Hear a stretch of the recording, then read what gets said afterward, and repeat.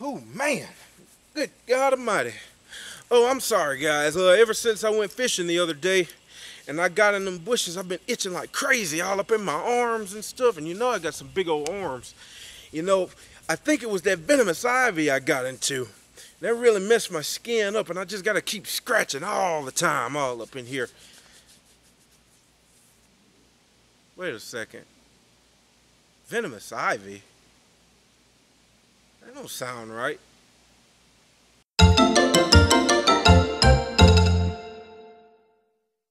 Good afternoon. I'm Mike Ransom, and welcome to my new show, Wildlife Wrap-Up, where I try to answer your questions the adventurer way. Now, if you've been watching long enough, you know I'm pretty big into reptiles. I love them, all shapes and sizes. But now, here's a stigma about reptile lovers.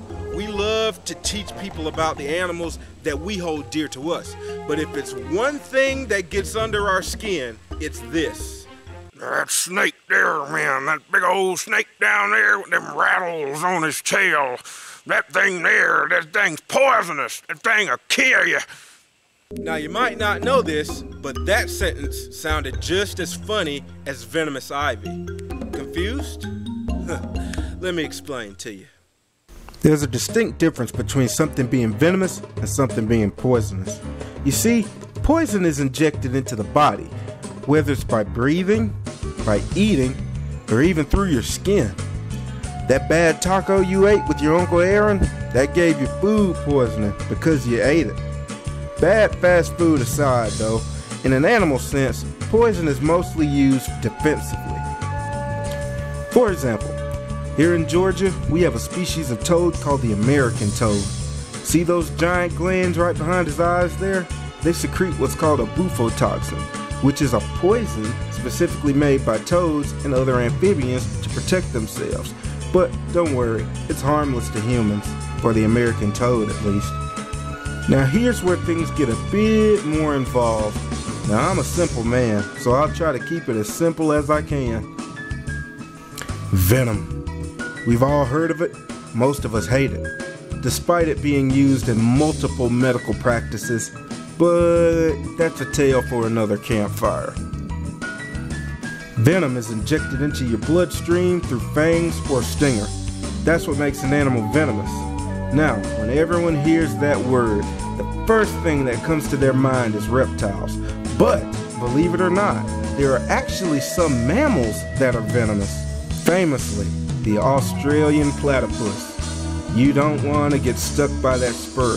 The males have them on the back of their feet.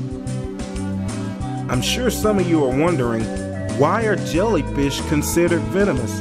They don't have fangs or a stinger. But let me tell you, look again. On all those little tentacles and tendrils, on a box jellyfish for example, look closer. Now you're gonna need a microscope.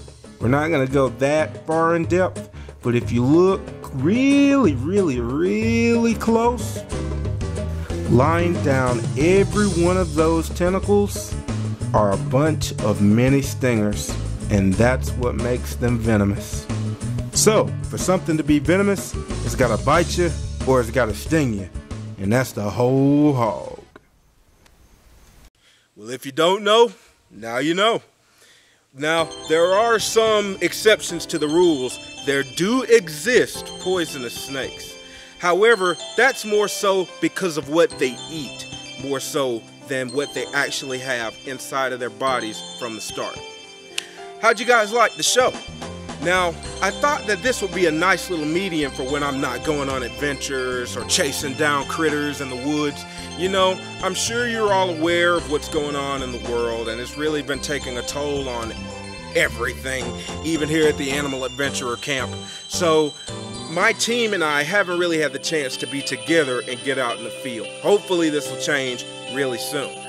But I thought that this would be a great way to not only answer some of your questions and alleviate a bit of confusion, but also to make good in-between content, in-between adventures. The adventures aren't going anywhere. They ain't going anywhere. That's my mainstay of the channel. Don't worry, just because this exists doesn't mean it's gonna take a bite out of that. This is just to make sure you don't leave old me and go somewhere else. Now, we're going to be doing this maybe monthly, maybe bi-monthly. Depends on how many questions I get. But if you have a question that you want answered by me on this show, leave it in the comments. If it gets the most likes, or if it's a question I've heard before in person, I'll make sure to answer it in my specific style. I love it. I love getting close to the animals and teaching people to the best of my abilities. Now, I'm not an expert. I'm just an enthusiast, what I call myself. Now, if you want to keep staying and keep watching, click that sub button and the little bell so you don't miss out on any adventures. Now, this is season 1. We've got some pretty decent stuff planned for the season finale. It's an adventure that's been highly requested that I haven't had the chance to put together and put out to you guys yet, but that's gonna change. But you gotta stay to watch it. Don't leave. Please don't leave. But until next time, I hope you adventurers stay safe. Leave your questions down below. I'll make sure to answer them on this show. And until next time, keep adventuring.